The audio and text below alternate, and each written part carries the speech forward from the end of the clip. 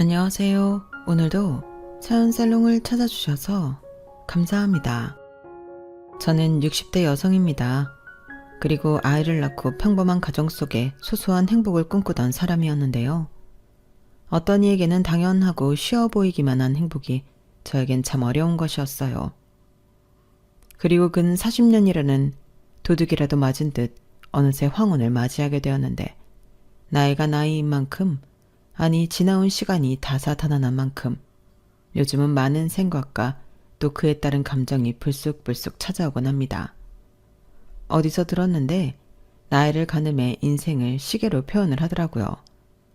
저처럼 60대 사람들은 인생 시계에서 저녁 6시쯤이라고 하는데, 누군가는 환한 대낮의 시간이 지나 쓸쓸하다고 생각할 수도 있고, 누군가는 바쁜 거 다 지나고 퇴근해서 집에 가서 쉴 수 있는 여유로운 시간이라고 생각할 수도 있겠죠. 그리고 저 역시 6시를 식구들끼리 둘러앉아 맛있는 저녁을 먹고 잠들기 전에 편안한 시간이라 생각하는데, 요즘은 저의 마음가짐이 딱 그런 것 같아요. 비록 시간의 풍파에 이젠 젊지 않은 얼굴과 몸이지만 억만금을 준다고 해도 저는 과거로 돌아가고 싶지 않습니다. 그만큼 지금이 너무 감사하고 행복하기 때문인데요.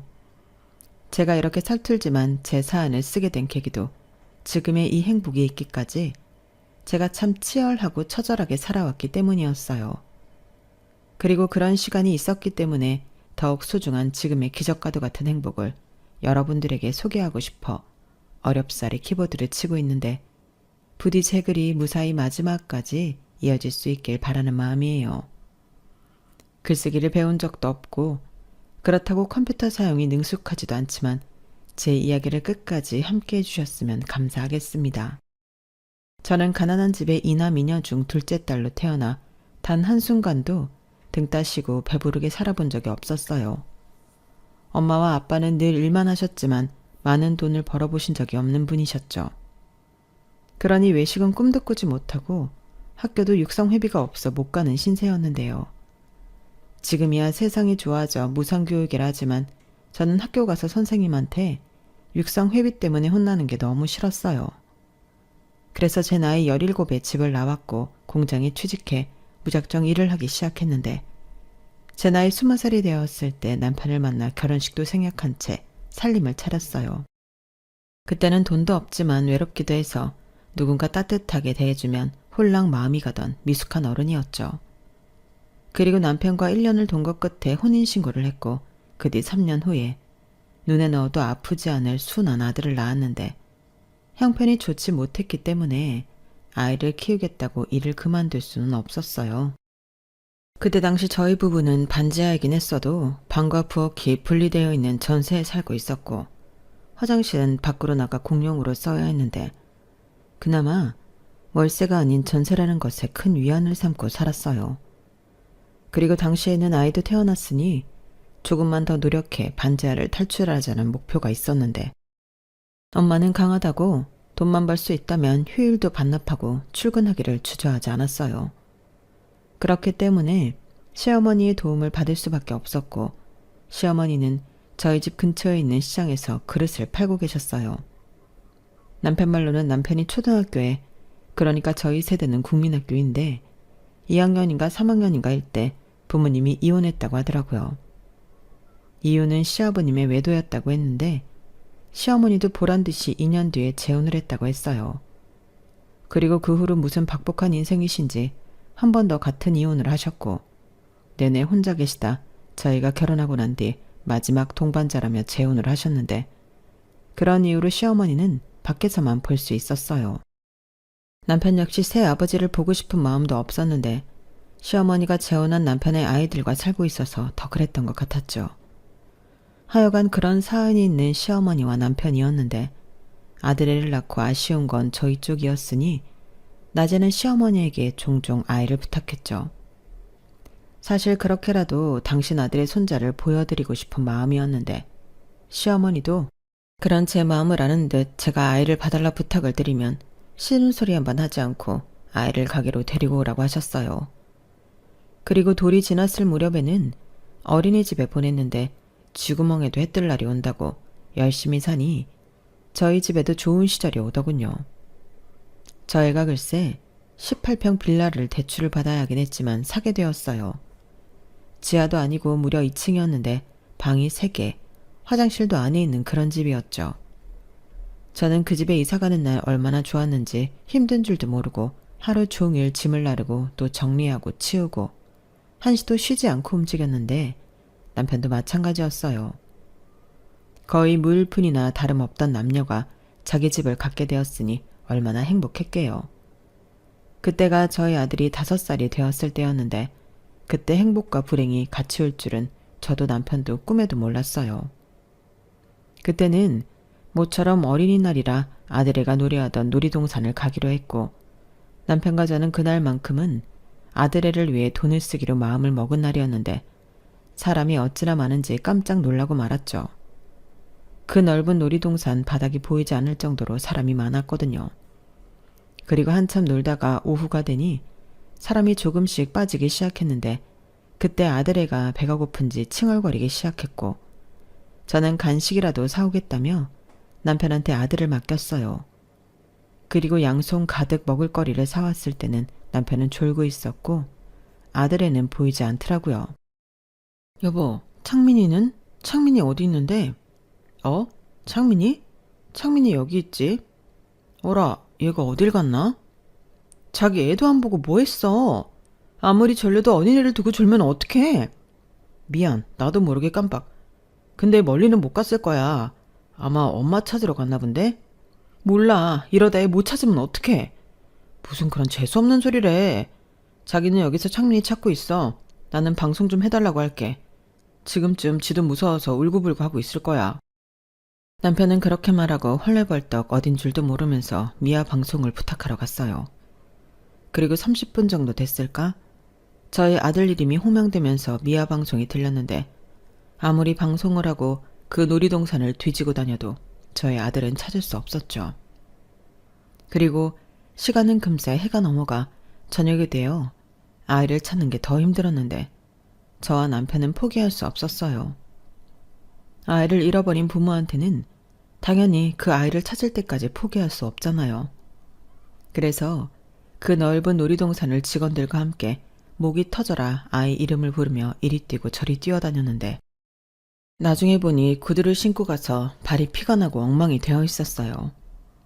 하지만 저는 아픈 줄도 몰랐고 그저 제 아들이 어딘가에서 엄마 엄마 하며 울고 있을 것 같아 가만히 있을 수 없었는데요.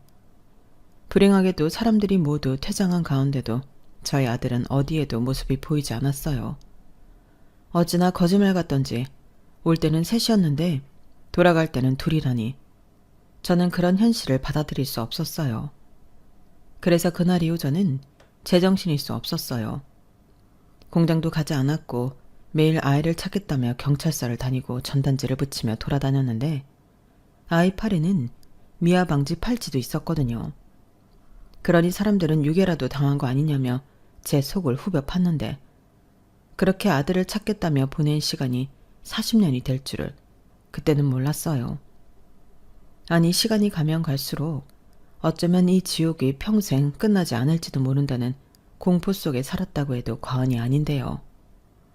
아이를 잃어버린 이후의 제 인생은 완전 처참했습니다. 그건 남편도 마찬가지였겠죠. 하지만 저는 남편이 아이를 잘 보고 있었다면 이런 비극은 일어나지 않았을 거라고 생각했고 그런 생각이 들면 남편을 미워할 수밖에 없었는데 그런 미움은 결국 남편과 더는 살 수 없는 지경에 이르게 하고 말았어요. 저는 아이를 찾기 전엔 잠을 잘 수도 밥을 먹을 수도 없는 지옥을 살고 있었는데 남편은 꾸역꾸역 밥도 먹고 잠도 쿨쿨 잘 자더라고요. 그리고 그 모습이 왜 그리 죽이고 싶을 만큼 보기 싫은지 제 입에서는 늘 날카로운 말들만 쏟아져 나왔어요. 지금 목구멍에 밥이 들어가니? 아니, 아빠라는 사람이 어떻게 애를 잃어버리고 밥을 먹을 수 있어? 간밤에는 코까지 골면서 자더라? 왜 또 말을 그렇게 해? 내가 일부러 그랬어? 나도 괴로워. 자기만 괴로운 게 아니야. 그리고 사람이 기본적으로 먹고 자는 건 해야 애를 찾지. 너만 부모야? 나도 지금 똑같이 힘들고 죄책감에 몸서리치고 있다고. 뭘 잘했다고 큰 소리야. 괴롭다고? 정말 그래? 아니지. 자기는 그래야지. 이게 다 누구 때문인데. 자기는 나보다 더 괴로워야 해. 매일 그날을 기억하고 후회해야 한다고. 그래야 사람이지. 지금 우리 아들은 어디서 무슨 일을 당하고 있을지도 모르는데 나는 자기를 절대로 용서할 수 없어. 저랑 남편은 거의 매일 저렇게 서로 핥히고 원망하며 지냈어요. 그리고 경찰에 실종 신고를 해도 돌아오는 연락은 아무것도 없었는데 주변에서는 골든타임이 지나 더 힘들 거라고 하더라고요. 그 후 제 시간은 멈춰버렸고 할 수 있는 건 울리지도 않는 전화를 붙잡고 우는 일밖에 없었는데요. 그러다 쓰러져 구급차에도 실려가고 이러다가는 진짜 죽을 수도 있다며 병원에서는 겁을 주는데 저는 그게 하나도 무섭지 않았어요. 목숨 같은 아이를 잃어버렸는데 이렇게 죽을 수 있다면 오히려 잘된 일이었죠. 하지만 그때 시어머니가 저를 붙잡고 이런 말씀을 해주셨는데요. 아이러니하게도 남편은 싫어 죽겠지만 시어머니의 그 말을 듣고 저는 살기로 했어요. 얘야, 네가 이러면 네 아들은 누가 찾니? 엄마가 버티고 있어야 애를 찾아도 돌아올 것이 있지. 내가 내 아들만 생각하면 널 볼 면목도 없고 당장이라도 내 아들 데려다 후드려 패고 싶지만 그런다고 내 손자가 돌아오는 것도 아니니 염치 없지만 내가 이렇게 부탁한다. 얘야, 살아라. 그냥 살기만 해라. 이렇게 말하며 제 앞에서 훌쩍훌쩍 하시는데 왜 그리도 시어머니의 마음이 느껴지던지 저는 제 아들을 찾기 위해 살기로 마음먹었습니다. 하지만 남편과는 계속 좋지 않았어요.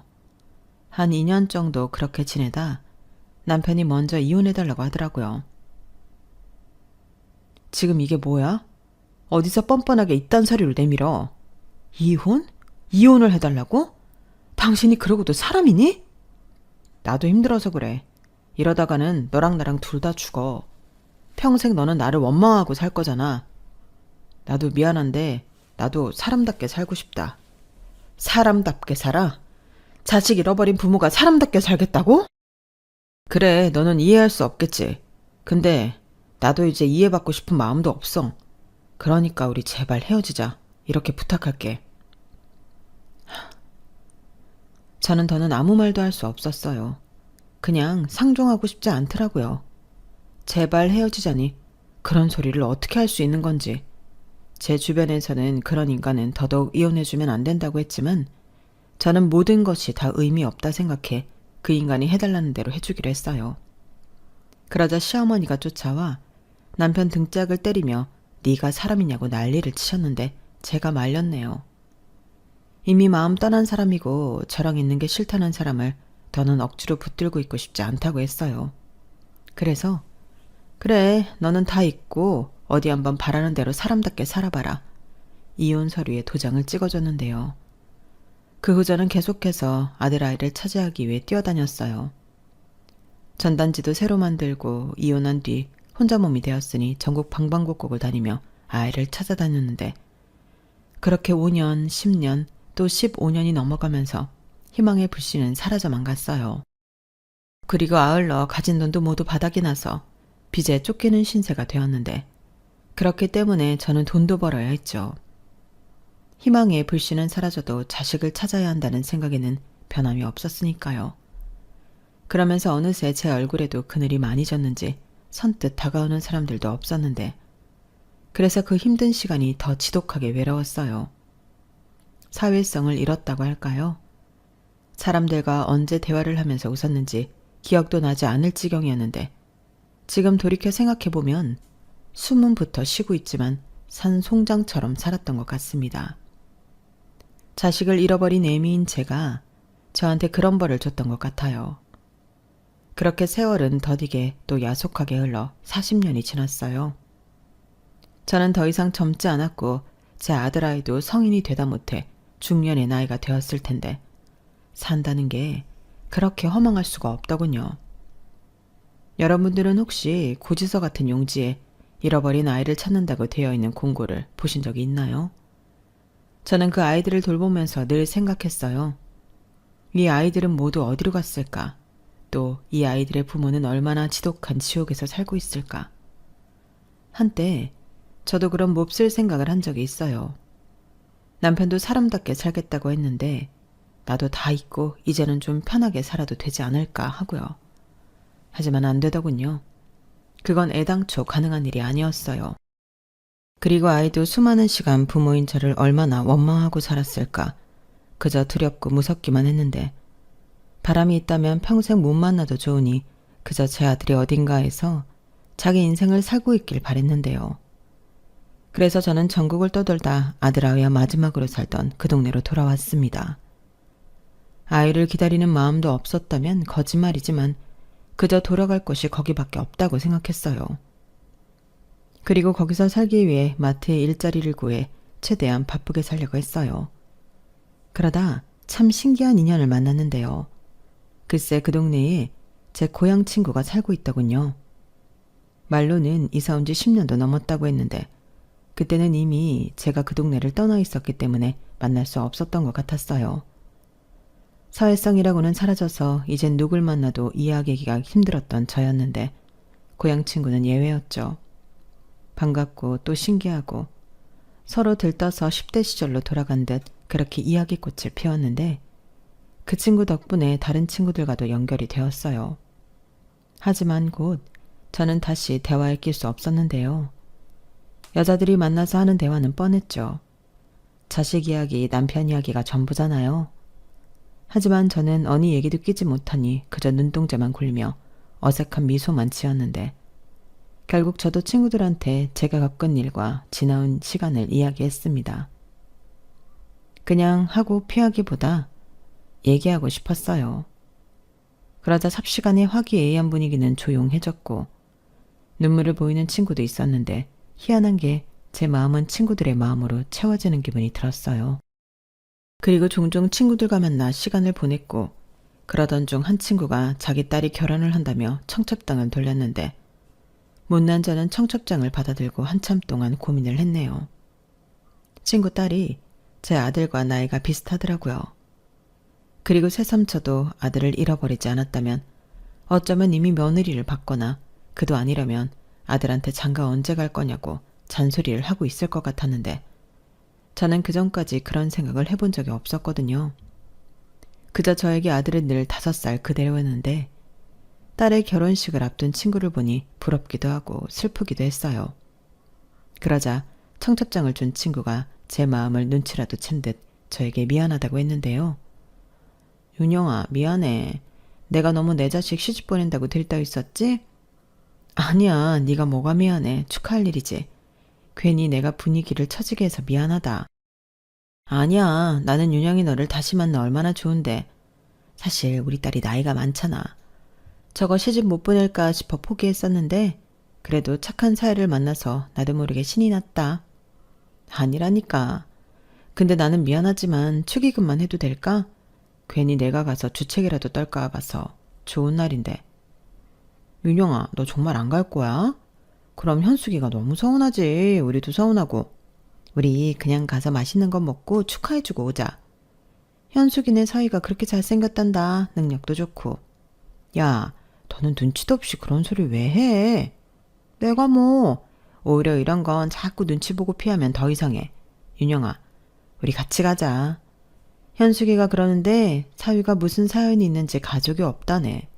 그래서 하격도 별로 없는 모양인데 한 사람이라도 더 가서 축하해주자.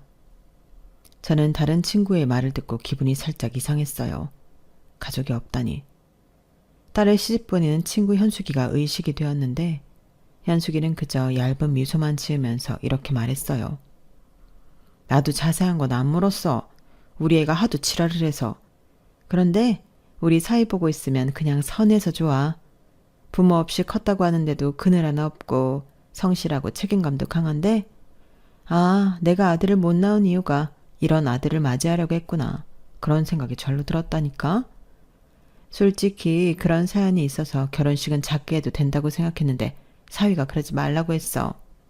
일생에 한 번인데 우리 딸은 축하받아야 하지 않냐고. 그 마음이 얼마나 고마운지. 나는 그냥 우리 사이가 마음 다칠까 그 걱정만 하고 있었다니까. 그래서 나랑 남편은 혼주자리도 없애버리기로 했고 둘이 동시 입장하기로 했어. 우리 남편이 눈치 없이 딸도 하나밖에 없는데 손도 못 잡고 들어간다고 해서 그럼 나는 내 사위 손잡고 들어가겠다고 하니까 그런 이상한 결혼식이 어딨냐고 한바탕 했다니까. 그래서 너희들한테는 우리 사위 하객 쪽에 자리 채워주면 좋겠다고. 저는 현숙이의 말을 듣는데 저도 모르게 눈물이 났어요.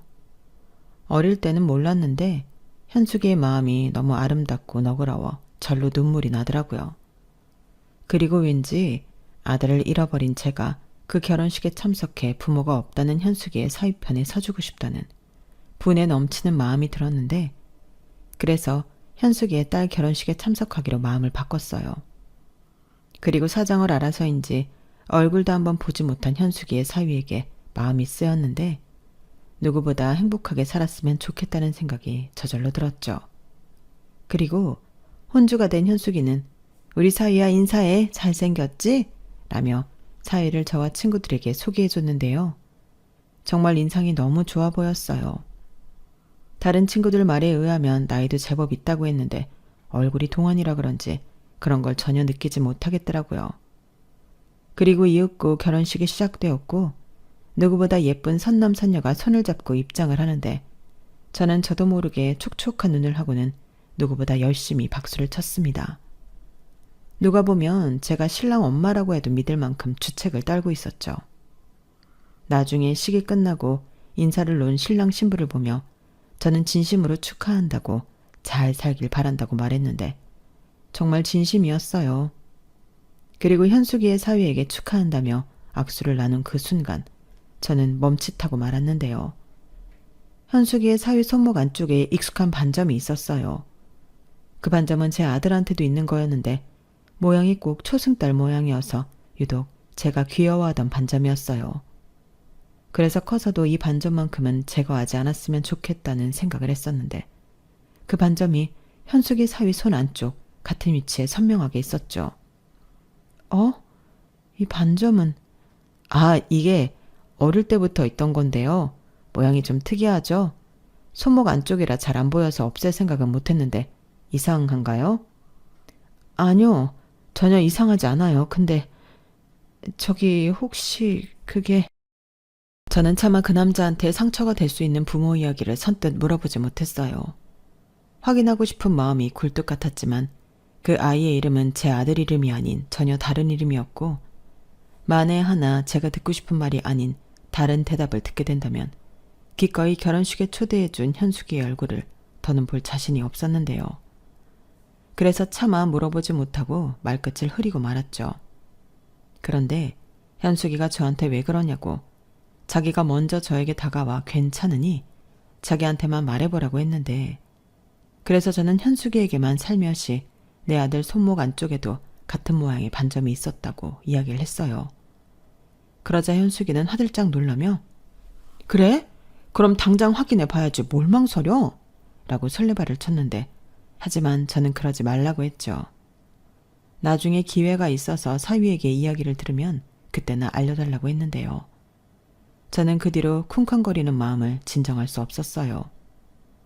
어떤 날은 현숙이의 사위가 영락없이 제 아들 같았는데 신혼여행에서 돌아오면 붙잡고 물어볼까 별의별 생각을 혼자 했더랬죠. 그러다 현숙이에게 연락이 왔어요.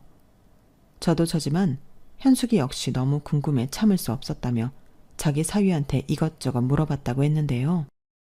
우리 사위가 그러는데 어렸을 때 기억이 잘 나지 않는데 근데 확실한 건 부모님이 미국에 살았다고 했는데 참 별난 사람들이지. 애를 한국 고아원에 맡겼다고 하네. 그게 우리 사위가 15살인가 됐을 때라고 하는데 부모라는 인간들이 제대로 돌보지도 않았던 모양이야. 아 그래? 역시 내 아들은 아니었구나. 내가 괜히 설레발을 쳤네. 미안하다. 네가 뭐가 미안해. 나라도 당장 확인하고 싶었을 거야. 근데 우리 사위가 이런 말도 했는데 유독 기억이 나는 어렸을 때가 있대. 너무 어려서 몇 살이었는지 잘은 기억이 나지 않는데 놀이동산에서 부모님이랑 신나게 놀았던 기억이 있대. 그때 엄마가 먹을 걸 사온다고 자리를 떠났는데 아빠가 졸고 있어서 엄마를 찾으러 갔다고 하더라고. 그 기억만큼은 아주 선명하다고 했는데 전에 아들 놀이동산에서 잃어버렸다고 하지 않았어? 맞아. 그리고 내가 간식 사온다고 자리를 뜨고 우리 남편이 졸다가 애가 없어진 것도 맞긴 한데 부모가 있었다고 하니 그러게 뭐 우리가 애 키울 때는 놀이동산 같은 데서 애 종종 잃어버렸다가 찾기도 많이 했으니까. 그렇지? 그래도 윤영아, 밑자야 본전인데 유전자 검사 뭐 이런 거 한번 해볼래? 어? 아니 그래도 어떻게 그래, 실례잖아. 몰래 하면 되지. 내가 우리 사위 머리카락이라도 한 움큼 뽑든. 아, 칫솔 쓰라고 하고 그거 챙겨서 하면 되잖아. 드라마 같은 데서 보니까 그렇던데. 너도 참. 하자. 아니면 말고 괜히 미련 남잖아. 그럼 나야 고마운데 괜찮겠어? 윤영아, 나는 말이야, 만에 하나 네가 우리 사위 친엄마라면 너무 좋겠어. 우리 남편은 말도 안 되는 소리 하지 말라고 했지만 정말 그렇다면 이건 기적이잖아. 나는 그렇게라도 너랑 우리 사위한테 그런 기적이 일어났으면 좋겠어. 아까도 말했지만 믿져야 본전이잖아. 오히려 확실하니까 더 좋지.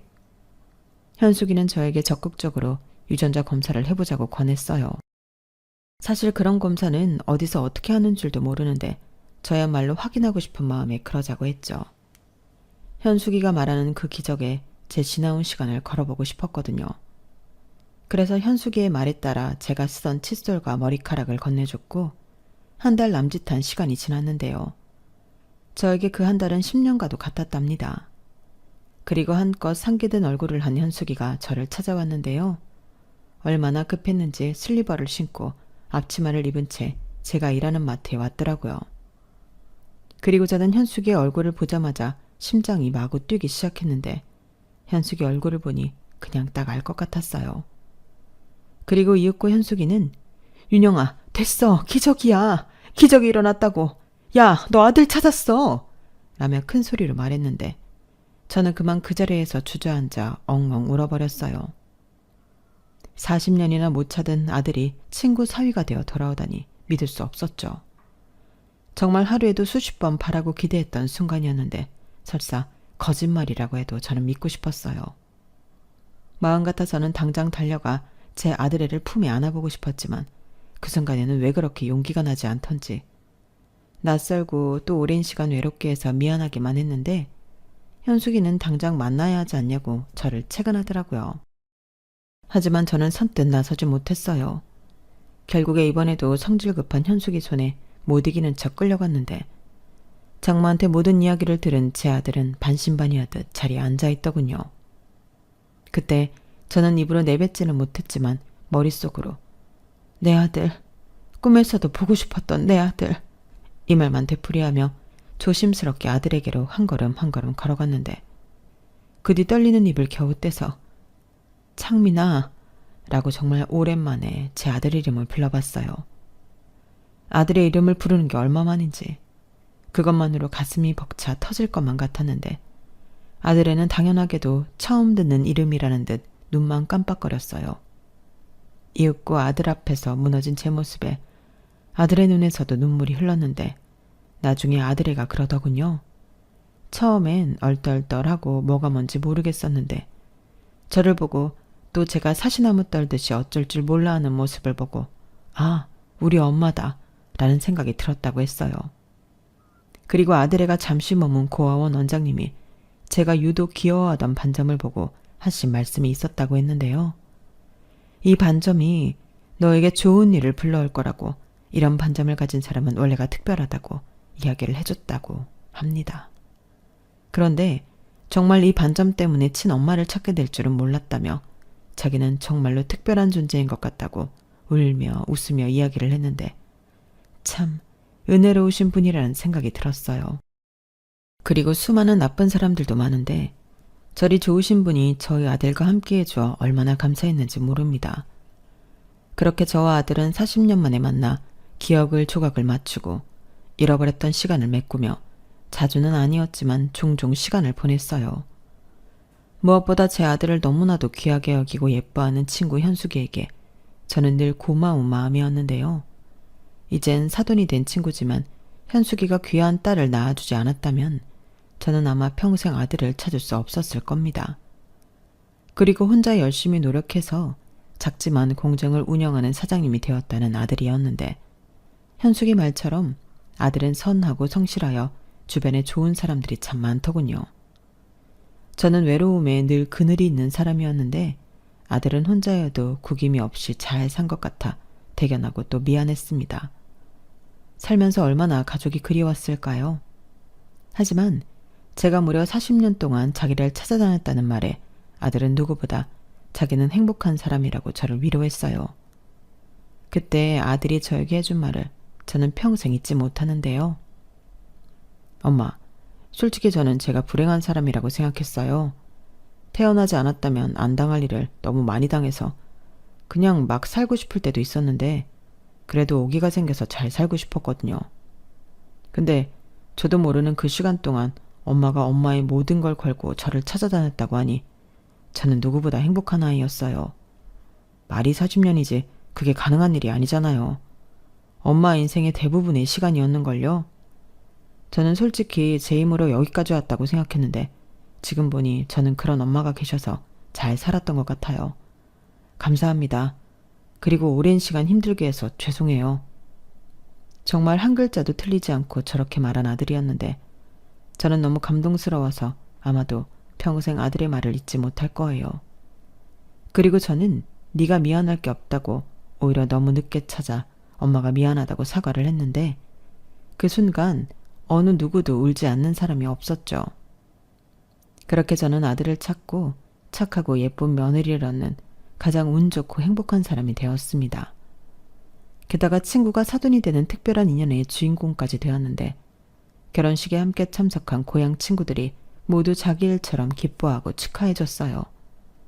그리고 저는 제 아들이라는 사실을 알기도 전부터 제 아들을 아껴줬던 현숙이에게 앞으로 평생 은혜를 갚으며 살아갈 생각입니다. 저에겐 생명의 은인과도 같으니까요. 아울러 이젠 절대 헤어지지 말자며 아들과 손가락 걸고 약속까지 했는데 아들은 저더러 그만 고생하라고 뒤늦게 효도를 하겠다 하더라고요. 그런데 저는 거절했습니다. 갑자기 나타난 아들에게 효도를 받다니 저는 그러고 싶지 않았어요. 그래서 네가 나한테 돌아온 것 자체가 평생의 효도다. 그러니 우리 그냥 자주 보는 걸로 남은 효도는 대신하자. 엄마도 엄마 혼자 몸 건사할 정도는 괜찮아 라고 말했는데요. 아들은 제 말에 그런 게 어딨냐며 그럼 매달 용돈이라도 받으라고 100만 원씩 주고 있네요. 참 고맙기도 하고 염치가 없는 것 같아 차마 그 돈을 쓰지 못하고 있는데 앞으로도 계속 쓰지 않고 고이 잘 모아뒀다가 먼 훗날 아들에게 돌려줄 생각입니다. 이렇듯 제 나이 60이 훌쩍 넘어 저는 비로소 마음이 한을 풀었어요. 비록 이젠 황혼에 접어들어 남은 날이 많지도 또 젊지도 않지만 그 어느 때보다 저는 행복합니다. 할 수만 있다면 시어머니와 전남편한테도 아들을 찾았다는 연락을 해주고 싶은데 연락을 할 방법이 없어 아쉬운 마음이네요. 그래서 혹시라도 이 사연을 그 두 사람이 듣고 있다면 이 자리를 빌어 말해주고 싶어요. 이제는 마음속에 무거운 짐 내려놓고 마음 편히 살았으면 좋겠다고요. 그리고 이젠 제 옆을 지켜주겠다고 약속한 사돈 현숙이를 포함한 고향 친구들과 남은 시간 푼수라는 말을 들어도 좋으니 깔깔깔 웃으며 즐겁게 살고 싶은 바람입니다. 한때는 살아서 뭐하나 싶은 인생이었는데 아들을 찾은 이후 모든 것이 변했어요. 한 살이라도 더 건강하게 살고 싶은 소중한 인생이 되었다고 할까요? 그래서 더욱더 건강에 힘쓰고 긍정적인 마음으로 남은 시간은 살아갈 생각인데요. 할 수만 있다면 아들과 며느리에게 그간 못해준 것들을 마음껏 베풀며 남은 인생은 그저 행복하게만 살았으면 좋겠습니다. 예상하지 못한 큰 불행에 모든 것을 잃었다고 생각했는데 그랬던 불행도 이젠 행복이라는 이름으로 저에게 많은 것을 돌려줬어요.